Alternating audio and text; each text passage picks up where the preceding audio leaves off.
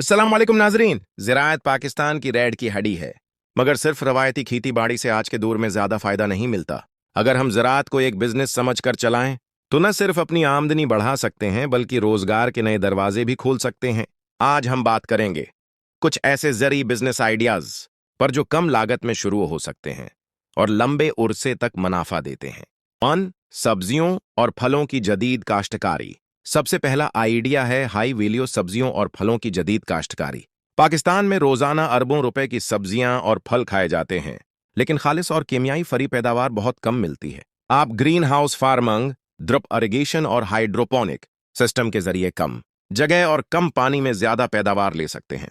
खास तौर पर शिमला मिर्च, खीरा, स्ट्रॉबेरी और चीरी टमाटर आजकल हाई डिमांड में हैं और मार्केट में आम सब्जियों के मुकाबले में दोगुनी कीमत पर फरोख्त होते हैं।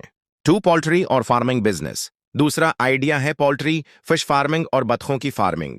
दही इलाकों में कम लागत से पोल्ट्री शीट बनाया जा सकता है। अंडे और गोश्त दोनों की मार्केट हमेशा मौजूद रहती है। खास बात यह है कि अगर आप मकामी नस्लें जैसे देसी मुर्गी या गोल्डन मुर्गी पालें तो उनके अंडे और गोश्त की कीमत ब्रोस्टर से दगनी मिलती है। इसी तरह मछली की फार्मिंग में तलापिया और रोहो खास तौर पर मुनाफे बख्श हैं। 1 एकड़ तालाब सालाना लाखों रुपए की मछली दे सकता है। 3. शहद की मक्खियों की फार्मिंग। तीसरा आइडिया है शहद की मक्खियों की परवरिश। पाकिस्तानी शहद अपनी क्वालिटी की वजह से दुनिया भर में पसंद किया जाता है। चंद छिते लगाकर आप सालाना सैकड़ों किलो शहद हासिल कर सकते हैं। अगर आप शहद को पैकिंग के साथ मार्केट में बेचें तो कीमत दोगुनी मिल सकती है। उसके साथ साथ शहद की मोम और प्रोपोलिस जैसी चीजों की भी बड़ी मार्केट है, जिन्हें मेडिसिन और कॉस्मेटिक्स में इस्तेमाल किया जाता है। 4.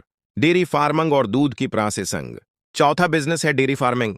गाय और भैंस के दूध से दही, मक्खन, पनीर और देसी घी बनाकर बेचा जा सकता है। सबसे बड़ी वैल्यू एडिशन ये है कि अगर आप पैकिंग के साथ ब्रांड बना लें तो मार्केट में मुकाबला करना आसान हो जाता है। मिसाल के तौर पर आम दूध 120 रुपए फी लीटर मिलता है, लेकिन अगर आप बोतल में पैक करके बेचें तो यही दूध 180 से 200 रुपए में भी फरोख्त होता है। 5.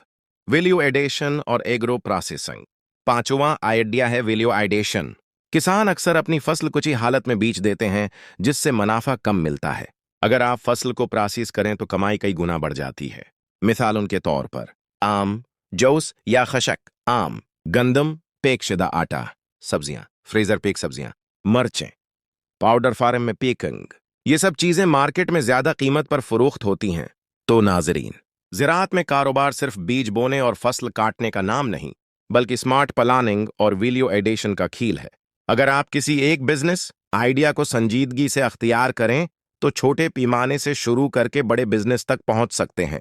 कमेंट्स में बताएं आपको कौन सा ज़रूरी बिजनेस सबसे ज्यादा पसंद आया, और मजीद ऐसे कामयाब आइडियाज के लिए हमारे चैनल को सब्सक्राइब करना न भूलें।